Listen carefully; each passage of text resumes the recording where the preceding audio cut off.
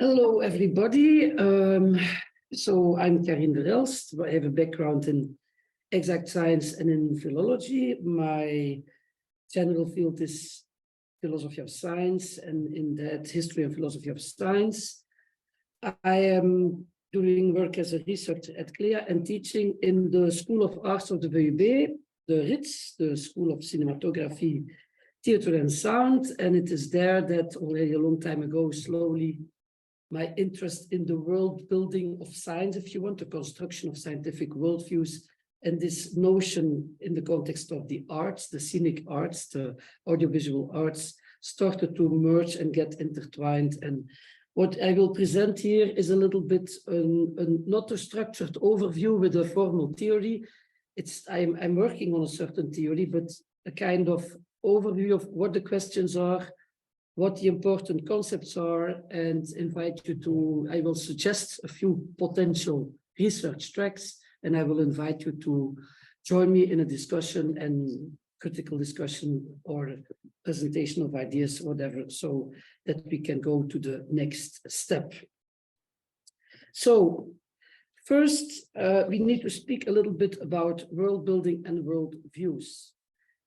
Everybody probably will automatically accept a statement like sciences build world views, a kind of representation of or a theory of what the real world is or how it functions, or to some explanatory level. In a very vague and general sense, most people will more or less agree to this. Of course, there is much more to it. Not every explanation or talk about world or reality is scientific. We will come back to that. But this idea that you speak about a world or you do something before somebody else, a kind of public, is of course not only present in the sciences. In the sciences, the public is in principle your scientific colleagues who will get the opportunity to test the stories that you tell about the real. In the arts, this will be different. The public will not be invited to test your story because you're not supposed to talk about what we call real world, but about fictional worlds, worlds that you create in order to tell stories in them, to have stories develop in them. These worlds can be, to some extent, overlapping with what we call the real world, but they will never completely coincide. So there is this interesting starting point that already Umberto Eco in his 1984 book launched, a literary text. So we're not even speaking about audiovisual media here, but about any kind of representation of a world in a fictitious context. A literary text is a machine for producing possible worlds. From this point of view, novels are, of course, audiovisual works of art. The difference is that the world is not explicitly represented before the eyes of the reader. The reader, him or herself, uses his imagination to produce the movie, which to some extent is prepared in the book. Telling a story implies creating the world in which it unfolds itself.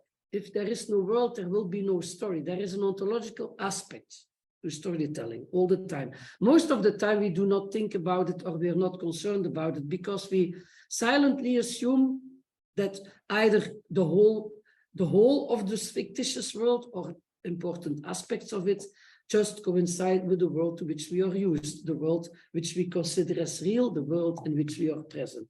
This is not always the case. If you think about science fiction or fantasy, you will see that in some situations, the construction of an explicit world is necessary before you can even start telling the story. But this is not always the case. That's why we are rarely aware of this. Of course, the new technologies, the gaming technologies, extended reality, immersive technologies, and all this add a whole new layer to this question of the construction, the realization of worldviews in a, to some extent, physical manner. Yeah, world building becomes something really explicit. You're not only creating the world in your head and delivering it to your reader, but really, to some extent, creating it, I would almost say physically, so that it can be represented at least on a digital screen, right? So it's more than just presenting elements and asking somebody to imagine something. You create to some extent, really, I say to some extent, really, because the question what really means here is one of the whole points of this presentation, but to some extent, really, you present the spectator / participant to your work of art, right? So this ontological question takes again the center of the stage, this time in the creative process. It was really quite a surprise for me to discover that ontology is quite trendy and hip these days in certain intellectual or academic circles, and I do not mean the classical philosophical ones. Okay, let's go to the next slide, world building in ontology. Yeah, as you can see, we had a problem with the slides. These are just pictures taken by a phone of the slides because just at this moment, the digital version referred to crash down. So what is ontology? We're not going to delve deeply into it right now because that would be a completely different kind of talk, and it would be a much more philosophical and historical kind of talk. But let's say that it is a theory about being, about what is, not necessarily about why it is there or how it is there. These aspects can be treated with in the theory, but it is a theory about what is, about being. Yeah. Just to give you a small indication of why this makes sense, but because I can imagine that somebody would say, what is this nonsense? But the idea is that there is a kind of general property, but you can already not call it a property in the predicative sense, but there is some condition of being there that all beings share, right? And trying to get more clear about this, and then once you get more clarity about this, trying to be more explicit and develop this into categories of thought, into categories of being, etc., etc. That's what ontology is about. And of course, anybody who has taken at least one course of philosophy will know that this is one of the oldest disciplines within philosophy, within what we call metaphysics.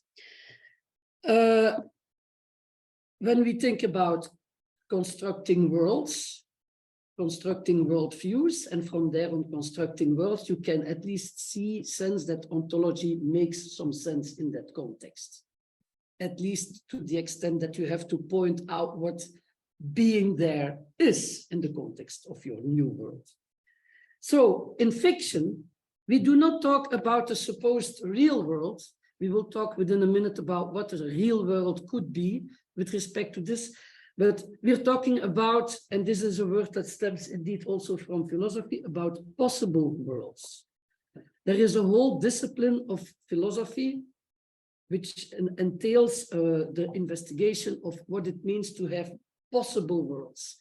There is a specific kind of logic concerned with it, because classical logic is not modal logic, the modality of existence, the possibility of existence, rather than the presence of existence, the being there or the not being there, right? So we read, there is a kind of formal language of which I'm only giving the most elementary aspects. You have this symbol with the diamond of possibility P, the possibility of a certain world to be true or not, or to be real or not from a certain perspective.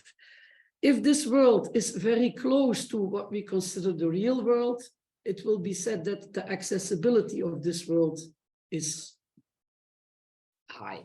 It's not difficult to conceive that we would be in this world. For instance, we are now sitting here in this room, and I can imagine that these 3 dustbins would not be there.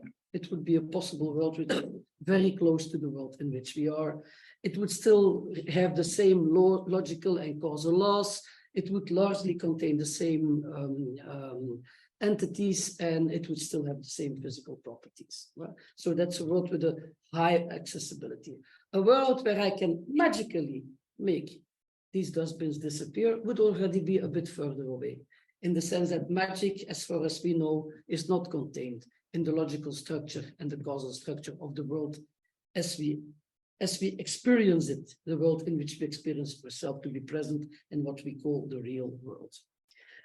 This real world is called in the theory the actual world. We come back to the word actual in a minute. So there is a relation between an actual world, and the actual world is considered to be the real world. For us, and this is already important that I say, for us, the actual world would be here and now.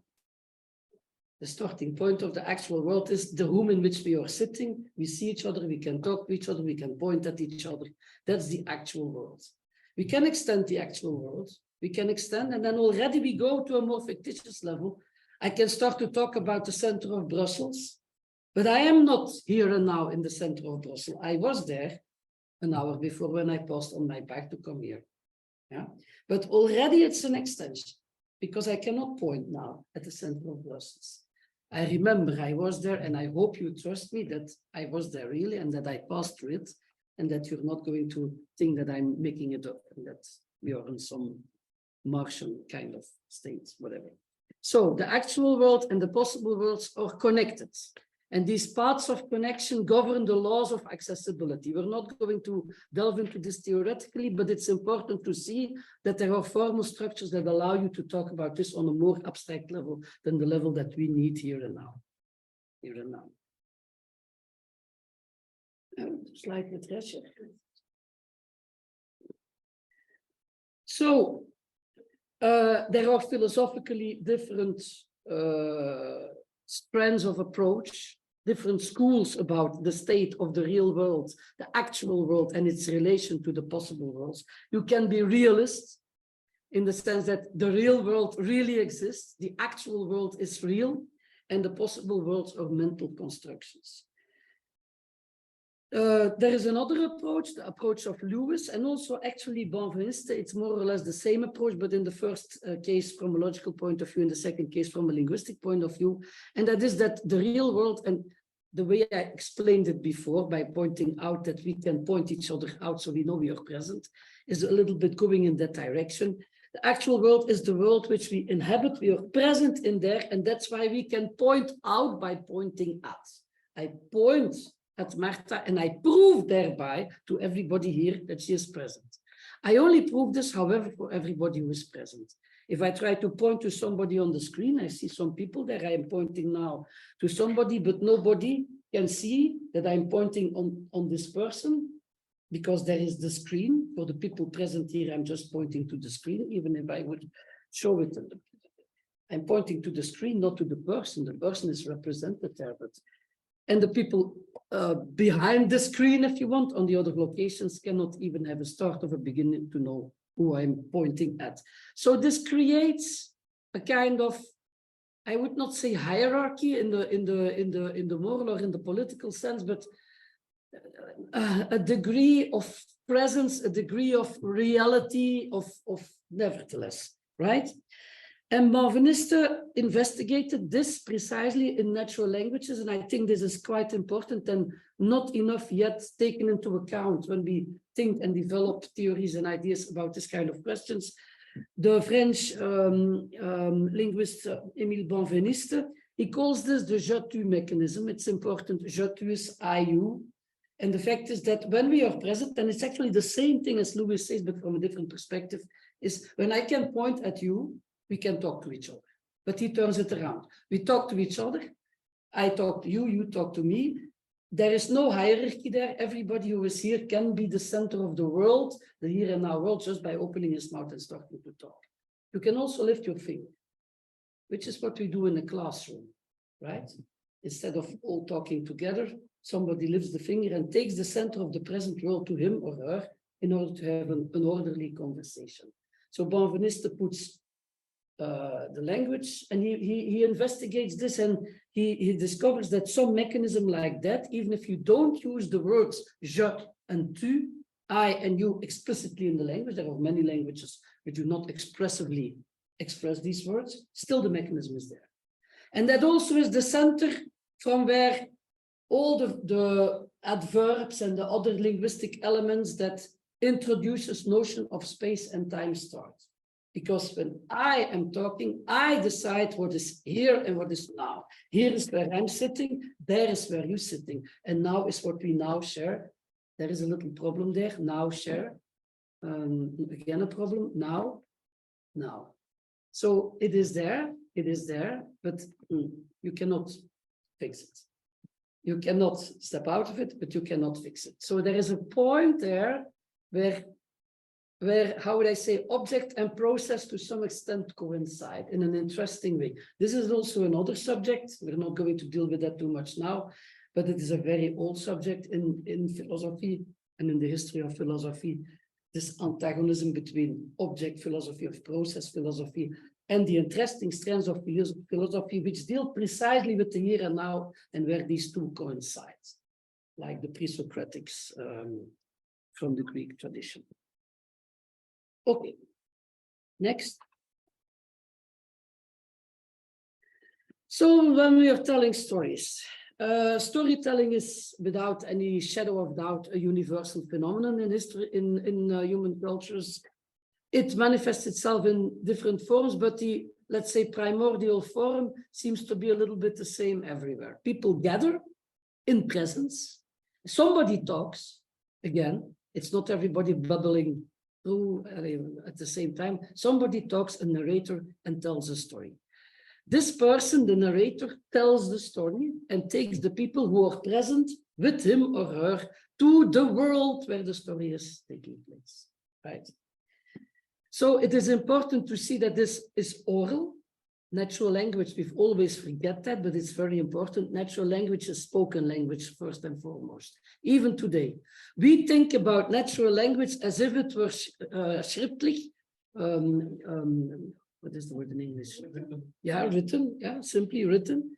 While in fact, many things that seems odd in natural language become completely natural and logical if you understand that basically it's spoken, and when you speak, you can, of course, with modern technologies, as we are doing now, extend the contact of through speaking to, let's say, more absent, more possible like worlds. Through telephone, you can do the same, but when you speak, in principle, you speak to somebody who is present, right? And it's also immediate. Speaking in principle, except maybe from the air through which your voice is carried, but speaking does not require an apparatus, except your own bodily presence, which you share with everybody else. So you do not need a tool in order to speak. You have learned to use language, of course, in that sense, yes, but you do not need any apparatus. Many of these stories will be, apart from anecdotal, will be to some extent historical. They will put some characters or figures or partially historical, partially invented people or heroes into the fore, so that a kind of identification process becomes possible and people define themselves as belonging to some history or some community or whatever. The important thing is memory is a very important thing there.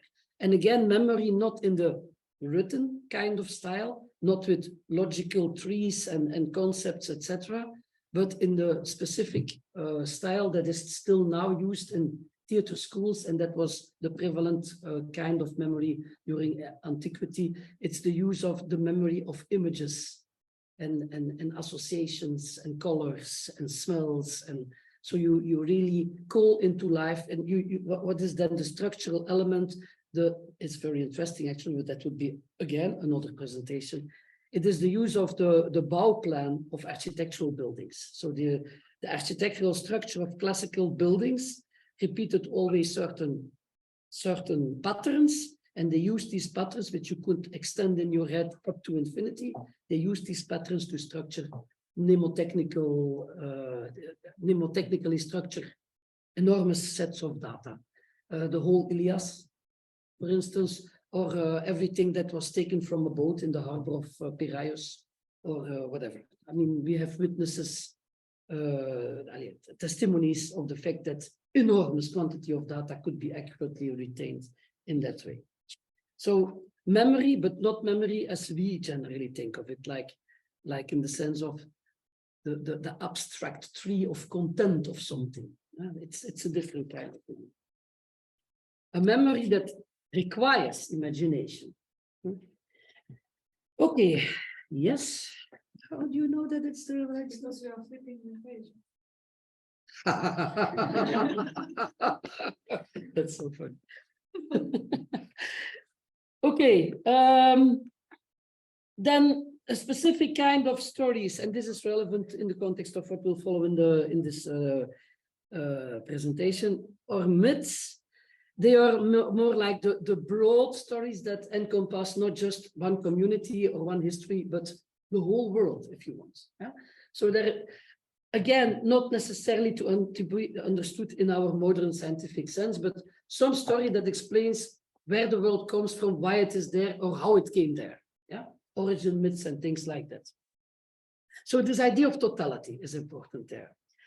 Very often they have some religious connotation, but then again, we have to think of religion not in the sense of our monotheistic tradition, by the way, of which atheism is a part. Atheism has also this structure of monotheism in its perception of the world. You simply negate the existence of something of which the others say it's the origin of everything. But there are many cultures which had and still have completely different ways of interacting both with the world of the gods and with the world of creation and things like that. It is very important to see that in polytheistic religions, the gods are not somewhere else. They are not sitting in some heaven from which, and this is important in what we will follow, from which they can see the whole creation before their eye, like if they would not be part of it. Yeah? The gods of the Greeks are sitting on the Olympus. Olympus is a mountain on earth. It is too high for a mortal to climb, but it is a mountain on earth. There is many religions where you have similar kinds of constructs. The gods can come down from their mountain and walk among us, right? Also, when we talk about principles, creation principles, this idea that somebody makes a plan and then develops the plan into creation is also something fairly recent. The famous prime and unmoved mover with Aristotle is not a person, but a principle. If you see at the Greek expression, it is a neutral form. It is not a he or a she. Okay. Another important thing to come to this point where the storytelling of science and the science of storytelling cross each other is, since we belong to a cultural tradition which in many respects started with the Greeks, many of the cultural constructs that are now globally accessible, like cinema, have a very specific cultural context. You cannot understand their coming to be if you do not take into account the cultural context. That, of course, does not mean that they are not accessible to other cultures. They are. Like yoga is accessible to people from non-Indian cultures as well. But cinema is part of an evolution of interacting with the world through storytelling, which has the classical philosophy and the classical way of dealing with reality in its conceptual apparatus. Voila. So somehow it's like seeing perspective. You're not born with the capacity to see perspective. You have to learn that. Once you have learned it, it's almost impossible not to see it anymore. So there is fantastic, say, cinematographic cultures all over the world, but there is a kind of cultural, bias is not the correct word because it's not good or bad, but a kind of cultural imprint that you have to realize when you want to understand what happens when you construct worlds in that specific way. So, epos versus drama. This is interesting because it's already in Plato's Republic, and Aristotle also talks about it. Why is it important? Because drama is much less universal than epos, the fact that you tell a story in the setting that we have seen before. It is not unique to Europe. As many people probably know, Japan, for instance, has a very particular, a very interesting theatrical tradition as well.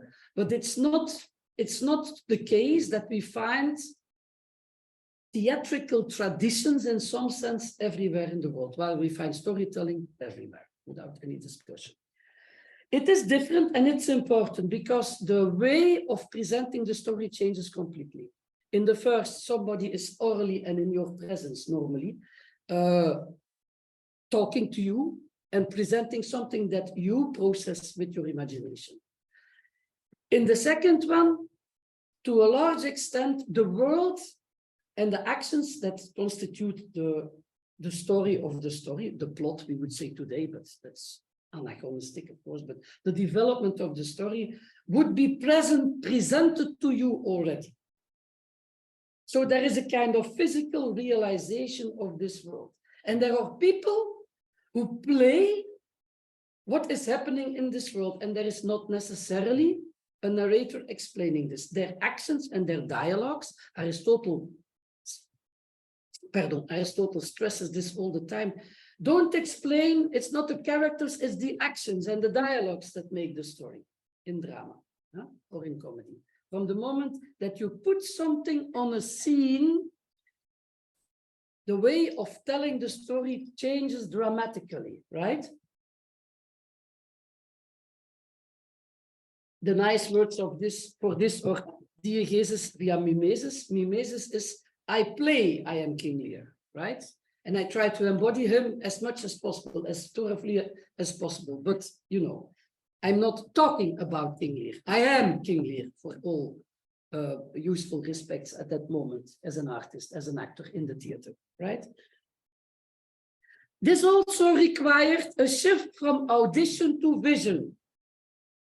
So the primary sensitive interaction with each other and with many aspects of the world shifted from hearing to seeing. Also, this is not something that happened universally everywhere in the same way. It is a very remarkable thing.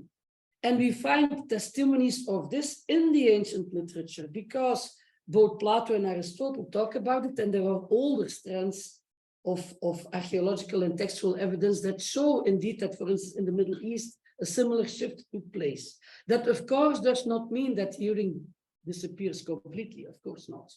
But seeing what becomes primordially important. And this is true not only in art, but also in what they then would call science. They would not call it science, but the attempt to understand the real world, what we would now call classical philosophy, to a large extent, or classical physics.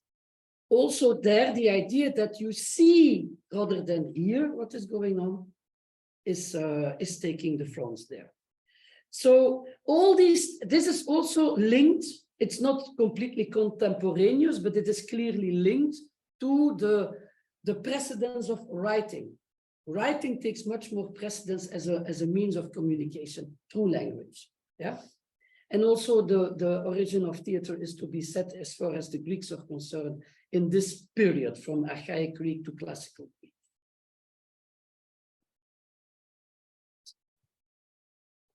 So what is a scene? If we want to play as if we are in a certain world, the world of Oedipus, we, and it's important who we is now, we can be first the writer of the piece, second, the actors and the people that stage the piece, and third, the public. And in this case, we are the public, yeah, because we're not acting and we're not staging anything. What does it mean to stage? It means to build literally a scene which has a different space-time constitution. We are not in the present, and we are not in the here and not in the now. When we were in Athens watching Oedipus, Oedipus was supposed to have lived in Thebes 1,000 years before, right? So we stage this, and we even build certain elements that help us imagine the world as it is intended by the creator of the story or the transmitter of the story, because very often the stories are very old and reworked, etc., etc.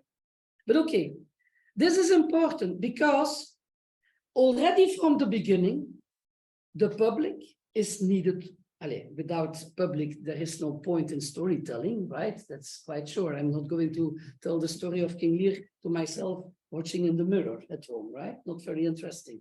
But the public is, although it is very important and supposed to be there, it is not supposed to be there. There is no interaction between the observer and the observed, right? The public is there, but it's not playing any role in the spectacle that it sees before itself. And this is how it is intended to be. So there is the world of the public, of the spectators, which is at that moment, like now, here and now, I'm actually presenting you with a very small piece of theater. There is a little scene here. We're sharing the here and the now because I'm an orator, not an actor, right? But suppose that I'm playing together with some people, some piece of theater, then you are present in the here and now, and the world on the scene is not. The world on the scene is present as a representation. The actors are very, very real in the sense that you can touch them and talk to them, but you're not supposed to do so, because if you do so, then the whole world that is constructed on the scene crumbles. This is why from the start, you have what they call the fourth wall. The fourth wall in theater, right? The fourth wall in theater originally is a real wall. Not a wall, but can we go further? Yeah, nice. It's not so clear as it could be, but you can still see that there is here the architecture of a classical Greek. This is the Hellenic one, but it doesn't matter.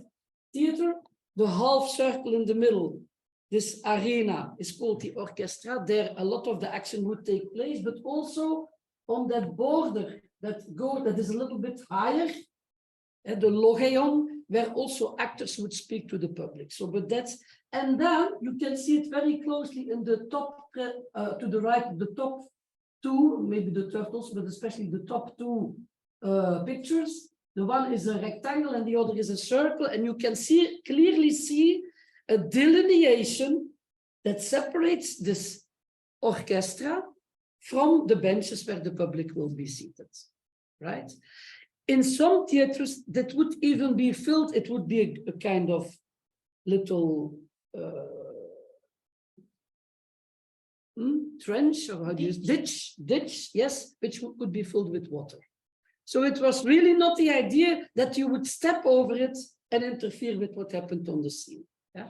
The modern term for what happens when you create a situation where the public, although they are just sitting in the very hot sun, with hopefully a little bottle of water, watching a very spectacular piece of theater, is the suspension of disbelief.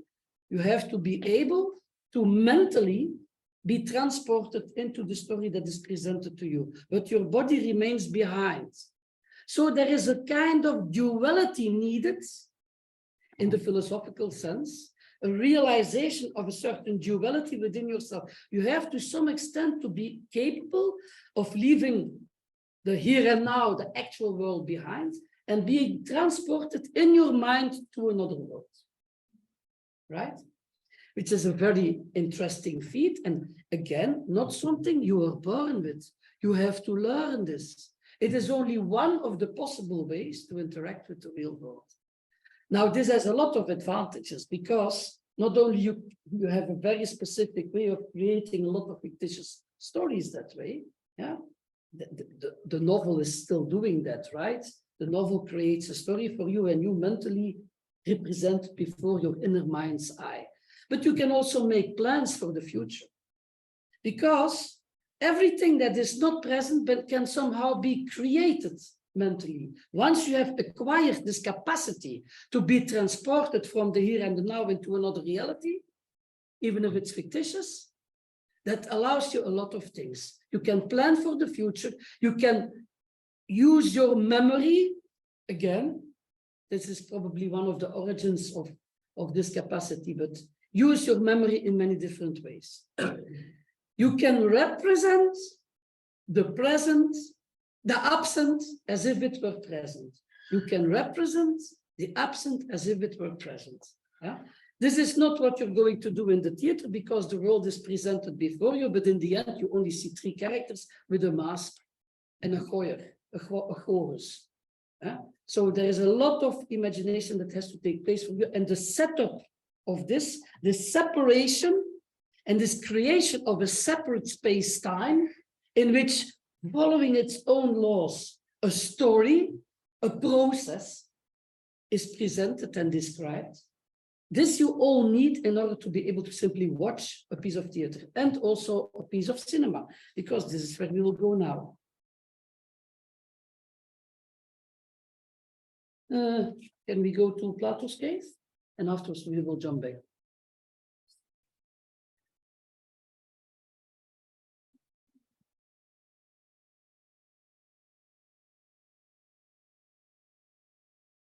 Yeah, voilà. Everybody, yeah, almost everybody has in some form or another heard or seen this somewhere in his or her study, school, career.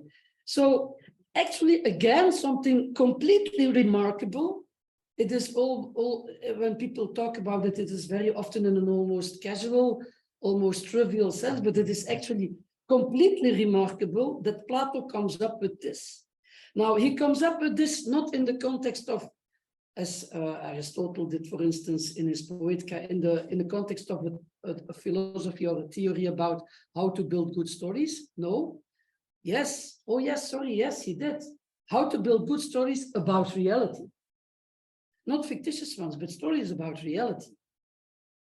And here, okay, again, we're not going to do a workshop or a presentation on classical metaphysics, but just to make you understand what's going on here. Here, Plato actually describes what is the wrong way of looking at the world. And for him, the wrong way is, remarkably enough, the way we do when we sit and are together and perceive with our senses. What does he describe? Well, he describes people sitting in a cave, being tied together, not be able to move, watching in front of them to a scene, but the scene is not the theater scene, but a wall. And on this wall, stories are represented. The stories are generated by light beams, by people that are standing behind the prisoners, which cannot see them because they are tied to their chairs or to the ground or whatever. And voilà. Now, how can Plato come up with this kind of stuff? Probably practices like what we still now see in the Balinese shadow theater existed in his time as well. So people making shadow plays and things like that. There are good reasons to think that this kind of practices was widely available and widely dispersed. But he wanted to show us that what we experience in the here and now, because it is so unstable and not solid and not fixable, if you want, cannot be the whole story. So, and then you have the whole thing about the prisoner that frees himself and climbs up and then discovers the whole setup, and then even goes further and comes in the real world where the ideal forms are, etc., etc., etc. But we do not need that aspect of it now, except that there is a layer behind the layer, always. From the moment that you start to think in metaphysical terms, there is always a reality behind reality that is more real than the thing that you perceive, right? That's another story. But the fact that Plato concocts this structure where you can create in your mind a kind of theater in which you can, because what you see on a wall, what you see on a scene, it doesn't even matter, where you can rebuild and represent whole worlds and whole realities. That is something absolutely amazing. And it is really at the root of what we call audiovisual arts in the later sense. It's already at the root of what we would call novels, 18th and 19th century literature, and it's certainly at the root of what we consider everything which is audiovisual representation, cinema, etc., etc., etc. Of course, not in the sense that we think that the cinematographic world is more real than the present world here and now, but that's not important at this moment, in this context. The fact is that you can create extensions to the reality by making this kind of representation, because that's important. It's representation. It's not present. You cannot talk. While in the theater, you can still bridge the fourth wall by talking to the actors or walking on the scene. in this kind of representation against the wall, it's not possible anymore. There is a fourth wall, but it's absolute. There is no way of breaching it. There is only one way of breaching it partially, when the actors do something to the public that here and now is watching. But then even it's not really breaching it, because this little piece of theater has been unregistered and made part of a bigger cinematographic whole already a year before. None of those actors is present. So it is, you mimic the breaching of the fourth wall by having somebody from the actors talking to you. Why? Because you do not only have a physical gap, like we saw in the theater, but also a time gap. Yeah, this movie has been made a long time before, and it's now represented to you. Yeah? Represented to you. Let's go back a little bit to worldview. So it is really interesting, again, that we can see in the technical vocabulary that the Greeks developed, that these ontological distinctions really make sense, and they are important to understand what we are doing when we are constructing audiovisual works of art, and when we are creating new worlds in new technological contexts, because everything that we're telling here about now will remain relevant when we're going into gaming or virtual reality, etc., etc., etc. So the spectator in theater, in classical theater, the name of this person is the theoros, the verb theoren, watching to, viewing, and then contemplating. So the name that we now use for an abstract description, preferably a scientific description of the world, is the same name that was given to the spectator who stays out of the world that is represented and watches it, observing. So this idea of a distance, which you only can acquire when you use vision as your primary sense, if you hear something, hearing is immediate. It enters your, even the neurophysiological way auditory impulses or processed by your brain is very different from the way visual impulses are processed by your brain. But this idea that you cannot project the sound is everywhere, otherwise you don't hear it. But the image is there. So this idea of projection is there, right? There is this Darstelling. Ludwig, the German 19th century literary theorist, already made this fundamental distinction between the Darstellung and the Erzählung. The storytelling or the performance, if you want to, the representation, the theatrical representation. Voilà. So that also makes it more understandable why this notion of worldview is intrinsically theatrical, if you want. Theatrical in the sense that you have to build a separate space-time, and you can claim that it represents our space-time, but it represents, it does not present, and that there the story of the real or a part of the real is playing before your eye. And how can you make it play in modern science? By doing some experiments, which is actually, again, a physical realization of a conception of the world. A worldview that otherwise would be present only in words becomes realized to some extent. But we will get there later. Scenic art and world building. So, yes, we have spoken about this already. The scene delineates a spatio-temporal region. In cinema, you do not need the prohibition because everything is, it's impossible to breach the fourth wall.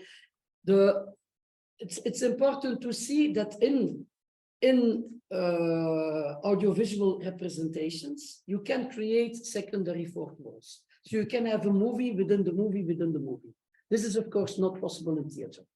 So again, a lot of possibilities are created, while at the same time, you also create a kind of ontological distanciation, right? The primary, if you want to know where the world is, which is represented, you always have to look not at who makes it or who performs it, but who receives it, the spectator, the public. It's the public that is the final addressee of the representation. And if you want to know what the ontological relation is, you always have to ask, where is the public? Who is the public? How do they perceive it? Yeah? And there you will always find the first fourth wall, the primary first wall. The fourth wall, which requires a separation of body and mind in order to participate. I have to sit quiet and not eat something with a lot of noise and not bouncing against my neighbor and not talking to somebody while I'm sitting in the cinema and watching the movie. I'm mentally participating in the story. And then once I am there, once I have crossed this fourth wall mentally, only mentally, then I can participate in any layer upon layer upon layer upon extension that you want to build. Avatars, new worlds between worlds, etc., etc., etc. The first step is the fundamental one. If there is an apparatus needed in order to generate this separated space-time, it will be on the level of the first fourth wall.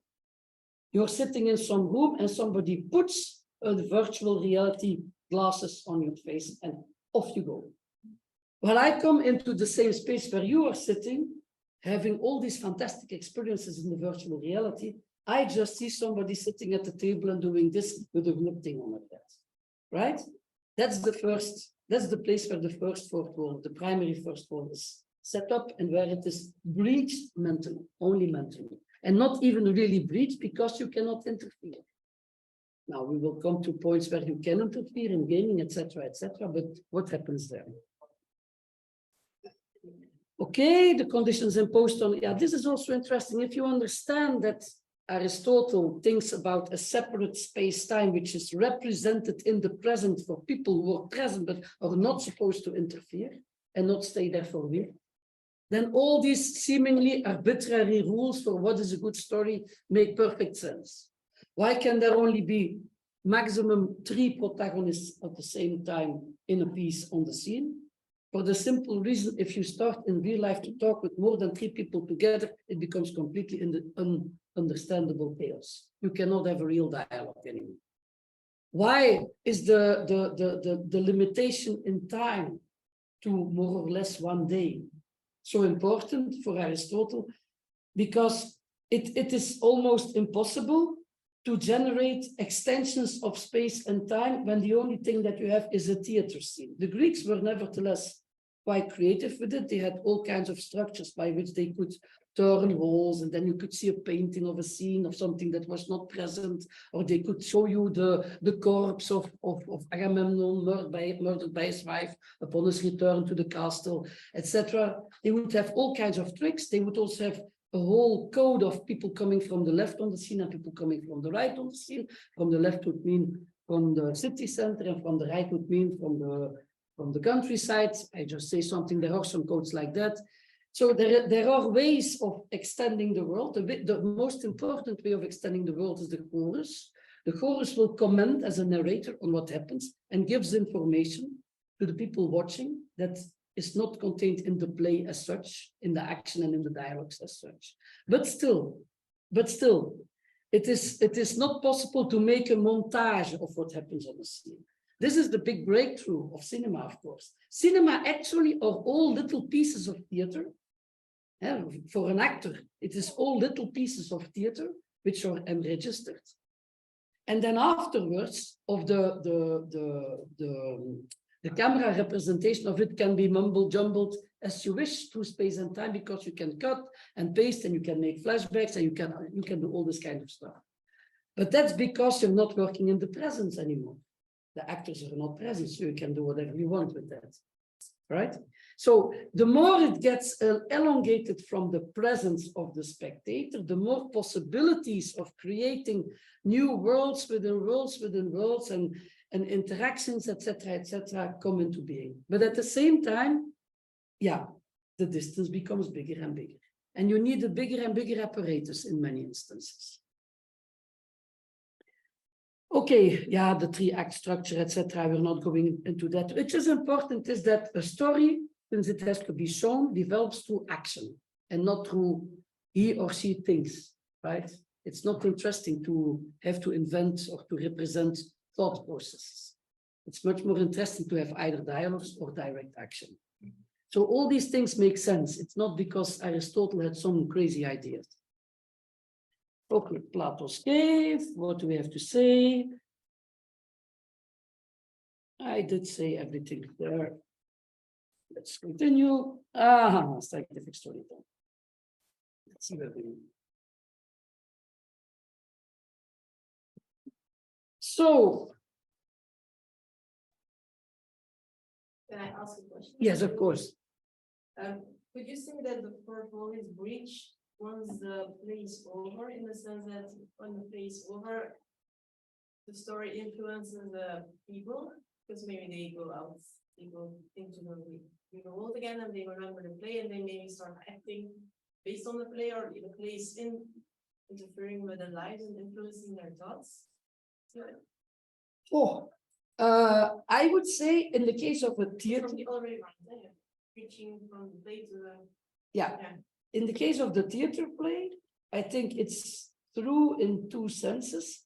One, the actors become just themselves again. So if you go to the bar and you see Anne de Cler there, you can speak to him and say, and Mr. de Cler, nice performance, blah, blah, blah. So clearly the fourth wall is gone there, even if you would still be in the same space where the theater took place. So in that direct sense, in the case of the theater, yes. And in the other way, by carrying around to some extent in their mental Plato's cave, in their memory, or in their bodily awareness, parts of the play that then would re-influence the real world in which they are present. I think you can say that. I'm not sure I would use the breaching of the fourth wall as a terminology there, because the process is a little bit different nevertheless. But there is certainly an interaction taking place, and some part that was the goal of the theater. I mean, Solon ordered that theaters would be financed by the city of Athens, and everybody would, as much as possible, be required to be present there. Why? They had a goal for that, right? They had a message and they wanted people to act. Yeah, a lot of stories. Yeah, and not only act, but also having certain experiences and insights and blah, blah, blah. So yes, to a certain extent, absolutely, there is a real interaction in both directions. So it's not because there is a separation that the public is necessarily just passive in all senses. It has to be passive in the classical way, as long as it is present watching, because otherwise the suspension of disbelief is not possible, right? Once it's finished, there's another process. Yes, yes. Another process starts that you can. It's an interesting question of whether you can consider this as a breaching of the fourth. I never thought of it, so thank you for that. That I can take with me, but that it's clear that some process and some emergence of consequences of whatever has happened there will take place. Yes. You could say that this will still persist in a way that you realize you have been watching something fictional on stage, and you feel, but then maybe after a while the wall disappears. Yeah, this wall is still interesting to take. Yeah, as the wall is never completely gone, because you know you're watching at something which is not the world in which you are here and now. That's for sure. But yeah, if there would be no real interaction indeed, that means affecting the world in which you, the spectator, are present, you yourself in that world. If that would not be taking place, there would be no sense to the work of art, right? Yeah. Yes, I agree with that. True, by the way, also for science in a different way. There, the goal is explicitly discovering something and communicating the discovery to somebody else. But there, the same thing is actually true to some extent. Yeah, that's a good question. Okay, but since in scientific theories, and I now take this in its large sense, this is already true for the what we would call metaphysical philosophy of the ancients, which encompass things like physics and biology as well.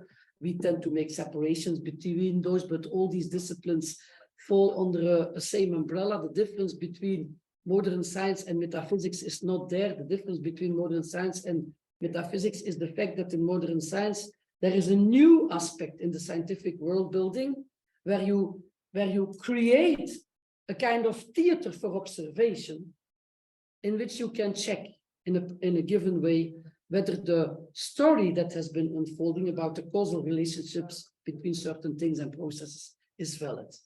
So the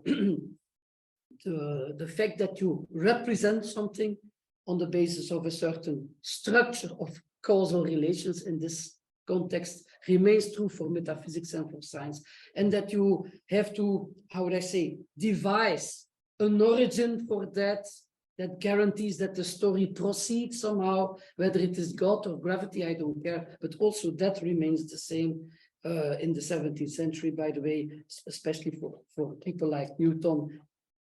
The new science would fulfill what the old metaphysics did before, but in a better way, explaining the work of God in creation. And that was his ultimate goal in the end, right? But what you do is, you again, if you make a kind of, because there, of course, the idea of modeling, mathematical modeling comes in. There is and this is related to what you try to uncover by doing experimental observation. You try to find regularities in events, which you can express mathematically, and then you build a story that explains this, right? The theater setting is on two levels here. One, on the level of the experimentation. You have to really separate a part of the world. You have to make a kind of decorum, the apparatus, which generates the phenomena that you suppose will be there or not. If not, your story was a full story, right? But again, the fact that you as a spectator, whether it is the experimentator directly or the person getting informed through the worldview that has been constructed in the specific scientific theory, you as a spectator remain separated from it. You remain outside from it. The observer and the observed are not supposed to collide and are not supposed to breach this fourth wall. We know now that this nevertheless happens in quantum mechanics, but we're not going to discuss this now. This is why quantum mechanics constitutes, a paradigm shift or a revolution within scientific thinking about the world. So to some extent, actually, we needed quantum mechanics to show that the fourth wall is not that absolute after all. But okay, let's keep it more close to home and see what this precisely means. Science needs a scenic apparatus on which it can unfold its storyline, and this is space-time. Why space-time? A certain conception of space-time. Space is three-dimensional and time is linear. No, you have four-dimensional space-time, and in general relativity, the action of gravity means that these space-times are curved and blah, blah, blah, blah, blah, whatever. But these are settings in which experiments will take place and which will guarantee by their properties, for instance, that time and space are homogeneous. And this, I don't say that this is the case, but this is one theoretical way of guaranteeing that you can repeat your experiments through time. So you can give the same theatrical piece of observation of an action of a part of the world time and time again, and you can confirm that this is the case. But therefore, you need a scene which is out of the influence of the actors, of the spectators, and even of the makers of the story, right? And that's space-time. There is a nice book by Jammer, Concepts of Space-Time, which discusses specifically this aspect of space-time, whatever the conception of space-time that you devise, which is needed in order to be able to even set up and reproduce experiments, right? So there is really, there is a very popular play, it's a gravitational constant measurement, and we can exercise, we can retake it every season again and again and again, and we can be quite confident that it will attract a lot of people and be very successful. Sometimes suddenly something happens and some theater play doesn't seem to come about as it should, and then we discover that there is some problem. Maybe because we changed a little bit something of the apparatus, or we added a certain hypothesis or something like that, and boom, it collapses. So we know, oh, there was something wrong in the story after all. So the spatio-temporal scene warrants the repeatability of experiments, and they are beyond control themselves. Only God, which is what Newton explicitly says, is present everywhere all the time and influences directly through his omnipresence the events that happen in the physical world. Yeah. So again, you can have different ways of the plenum and the vacuum is the 17th century variant of the discussion between Poincaré and Einstein on what the nature of space-time was. I mean, actually, for me, it's not so important what fancy they concoct. As long, that's why very interesting. That's why Poincaré said that's the origin of Poincaré's conventionalism. He says there is an inescapable level of, he would say, theorizing. Yeah? In the context of what we are saying now, it means an inevitable amount of setting up of the specific space-time separation and constructing of the world in which we will live. To some extent, there is a certain artistic freedom there, if you want. Yeah? There is always a certain amount of theory needed in order to be able to do that. And now theory in the scientific sense, not theory in the sense of just a spectator. So you can have equivalent theories, which are not ontologically the same, but they are capable of explaining the same corpus of experimental data, and they do not contradict other data or other experiments. As long as you have that situation, there is no way to say that this theory is right and this one is wrong, or more right and more wrong. So there is a certain, to some extent, an artistic freedom that which links science so to some extent to scenic arts in this respect. And I think it's an interesting notion and an interesting concept that can help us understand what scientific endeavor is a little bit better.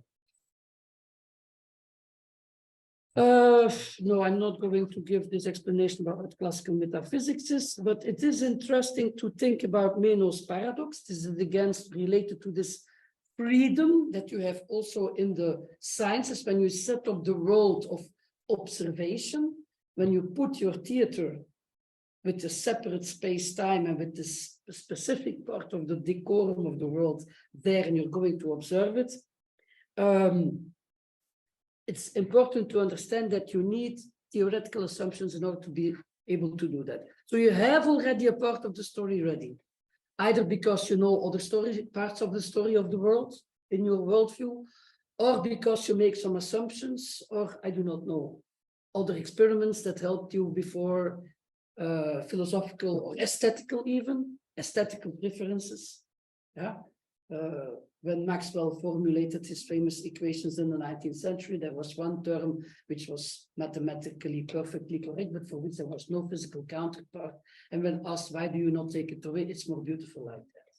Well, and afterwards, it appeared that the term nevertheless has physical meaning, which is very interesting, right?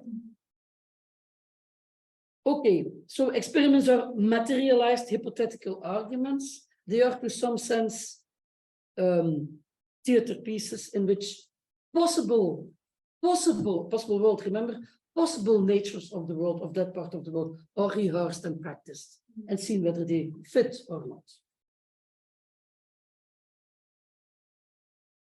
So I actually said this, but maybe it's good to repeat. An experiment is an intervention that prepares a kind of theater, a separate part of the world, so that it gets isolated from the environment which is the seat of causality, right?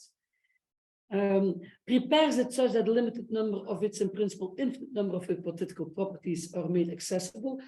You have to choose what you're going to measure and how you're going to measure it. So that's also part of your theory. I mean, every thing, every object, every entity, every process has an infinity of predictable properties. Your story already implies to some extent the kind of properties or whatever that you're going to measure and going to try to model and going to try to put into a bigger story that makes it fit in the bigger worldview. And it prepares it, yeah, so you make a system out of that part. In science, the theater is called the system. And no, not completely. The system and the experimental setup to measure it, or what is that? Account for it, yes.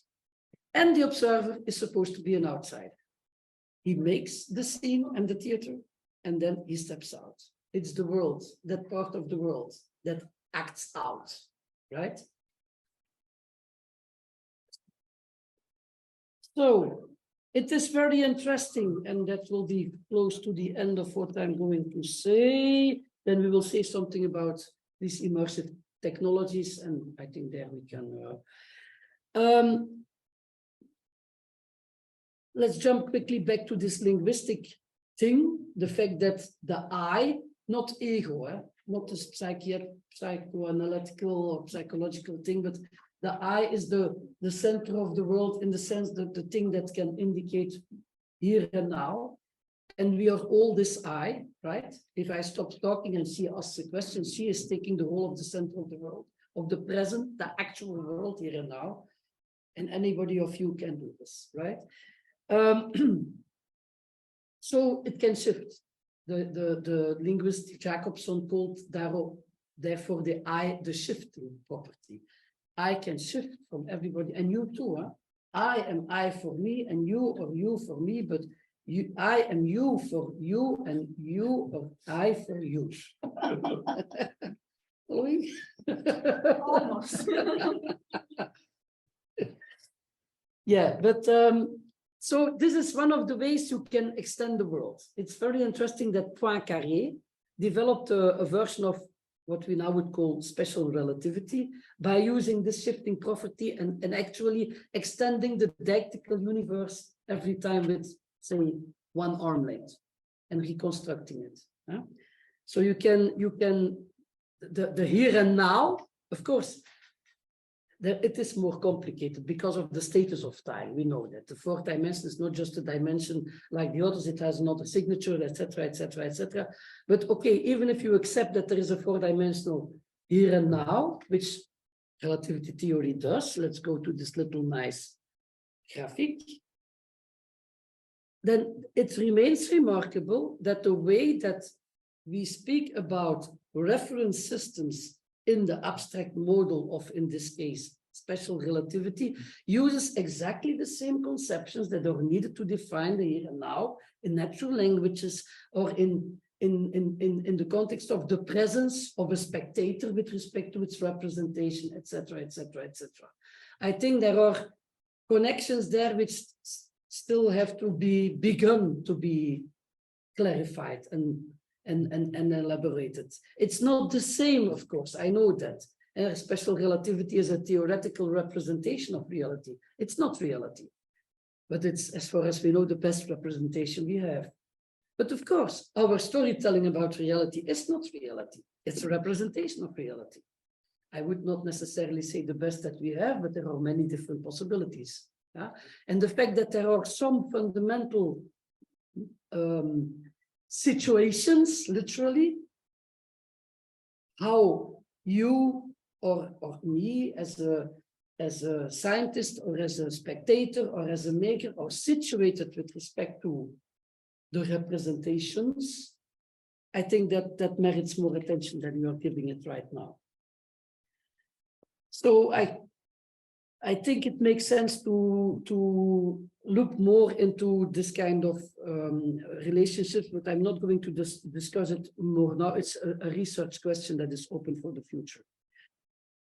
With respect to observation, again, it's always from the outside. We always speak about a whole, a certain whole, even if it's a partial system, it is a certain whole. You need an apparatus. If you don't need an apparatus, it's not an experimentation. You do not need a theater. It's like you're being present. You can point at it, right? It's if you have to extend the senses in order to have access to the phenomenon, then we speak of an experiment. You need a preparation procedure. An experiment is always something you need to prepare. You need at least to delineate a part of the world and set up a basic apparatus, right? You do not need to experiment the fact that you fill this table. What you can want to experiment is what is the internal constitution of the wood molecules of the table, which is something different, right? Okay, I have talked about this. I did not mention here that in quantum mechanics, this fourth wall is broken in a very direct way, but that's a subject for another presentation, hopefully. Let's go to the last two slides. If we talk about all these new fantastic technologies that are developing in audiovisual art and even in theater, There were a lot of extremely interesting experiments where the most present of the representational arts, namely theater, is combined directly with forms of screen art, televisions, cameras, voices that were introduced without living actors being present. And it's extremely interesting to see what's going on there, right? And we're also still at the beginning of this.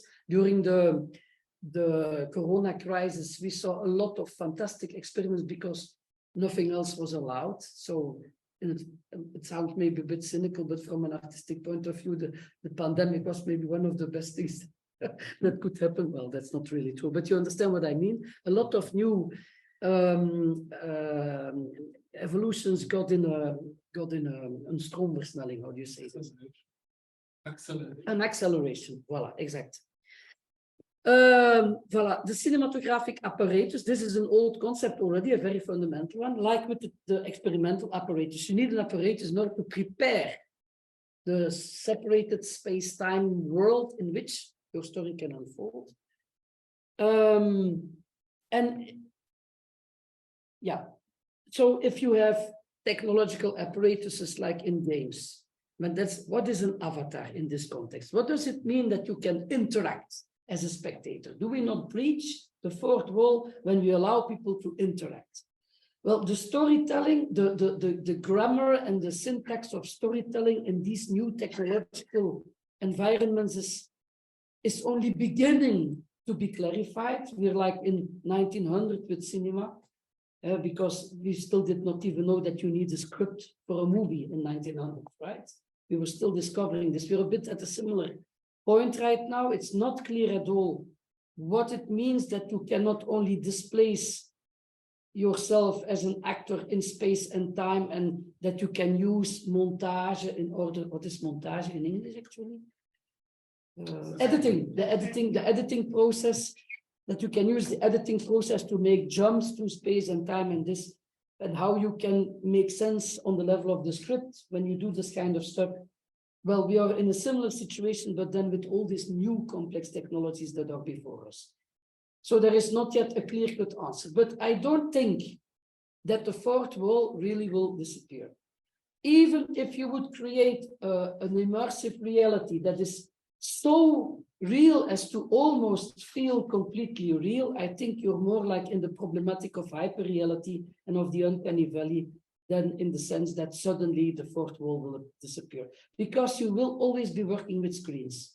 Screens or other forms of mediation, right? So you can bring the experience as close maybe as you wish, but not completely coinciding with the real world, because then, I mean, then there would be no point in having a machine.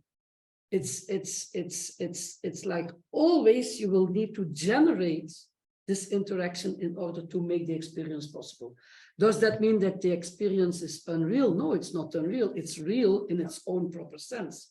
But it's not real in the sense that it is the same as the experience of the being present here and now. Because in the being present here and now, you do not need any machine to have whatever experience.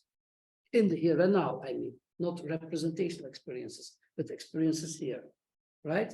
So what happens then? What is then the logic that you have when you will devise scripts and storylines that allow spectators to be more than just a theorist sitting there passively? You will, as a maker, develop alternative storylines. You can use this whole logic of possible worlds in a much more active way. I would like to contribute to the development of even a kind of formal structure that would enable you to structure potential scripts, given the ontological layers that you have within your machine world. How many layers of avatars are possible? How many bifurcations at some point in the development of the story are possible? That's all real questions. And how do you interact, or let your participant or your spectator interact with those? All this is important and makes perfect sense and is possible, but it still does not do away with the fact that you're representing something in the present, and that you have to enter mentally. Nobody is with his body going to enter the computer world. Even if you put everything full of sensors, or if you put on some space suit that allows you to feel everything, I mean, if you do not drink some water really at some point and you stay for 20 days in the virtual world, you will die because of thirst. Because the experience, the represented experience of drinking water is not the same as drinking water. So it opens new vistas, it opens new possibilities, but the ontological setting from which we started 2,500 years ago is still present in a new way, in a transformed way, but still present. And I think if we do not want to make errors, maybe even risky errors, with respect to what the impact of our storytelling is on the spectator and vice versa, that we have to keep this very clearly before our minds. To finish with this little paradox, I think I have said enough.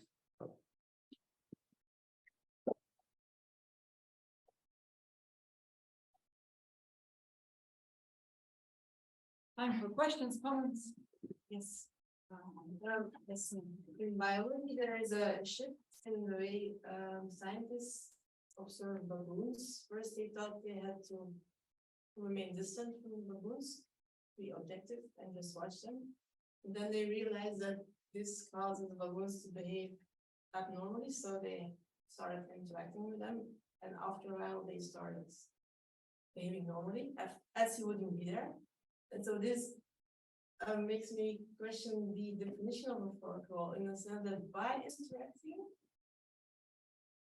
you create this fourth wall by not interfering anymore. See what I mean? So I'm just wondering, this fourth wall, don't you maybe also have to redefine this concept? As not just physically being there or interacting or not. Maybe it's something more than just either interacting or not interacting. Yes, that's again a good remark. Also, not only with the baboons, I didn't know that, so that's interesting. But since, for instance, what we see happening in quantum mechanics, the relation between observer and observed is clearly much more. What is happening here? Well, different. I love this. I love this. I love this. This is the perfect illustration of my talk. I have exaggerated, and I mean, I just don't know how to speak it up. You're being way too creative. You're exercising creative liberty. Okay, but I don't say that we cannot or should not probably redefine and probably more because of this kind of reasons than because of the fact that there are more extensions to our technological apparatus in making cinematographic works of art. I think there the problem becomes more complicated, but stays fundamentally more or less the same. I mean, even if you have an avatar, your avatar will have a physical existence as a set of pixels on a screen, but you are part only mentally in the avatar. We are not this plate with just brains that can be inserted somehow in a computer. That's really not the case. The duality does not go that far. So they say that when you see something in your avatar, or let's say they hurt you as an avatar, you feel the pain in your body as well. There are interesting researches in psychology going on now about the experience of presence, but it's like with the discussion about real time that you had last week with our other very interesting speaker, Ash, where she's talked about real time, like machine generated time and interactions through screens, coming as close as possible to the really lived time experience of the spectator or the listener or whatever. And that there always remains something different, right? There is always some gap you cannot pass over. There is even a theory in arts that deals with this. It's called the uncanny valley. If you try to get over it by getting more and more and more and more close, in the end it turns in the opposite, and it becomes like horribly unreal because it tries to get too real. There is this Japanese author, I forgot his name now, but he wrote already in 1981 an article on precisely this, on the basis of the fact that robots were being built that looked like humans. I mean, this is 40 years ago. This would be even much more the case right now.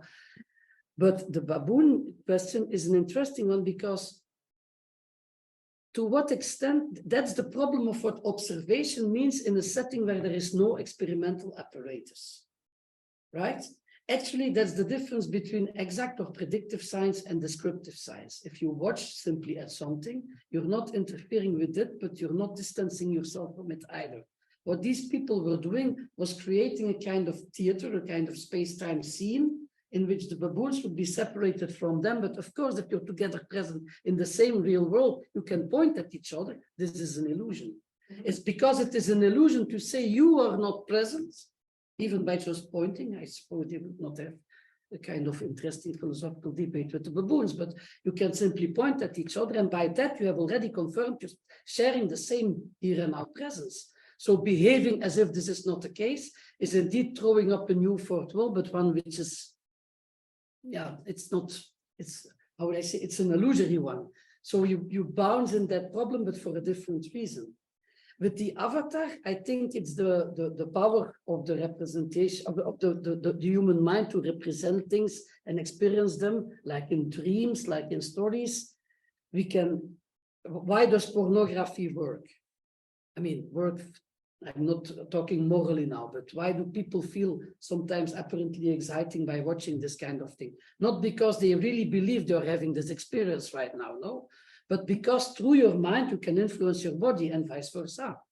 The connection between the mind and the body, we do not know what the mind is. We, by the way, do also not yet know what the body is. Not really, a bit better, but still. But the connection between the mind and the body is much more intrinsic and complicated than we tend to think. The placebo effect is a witness to that.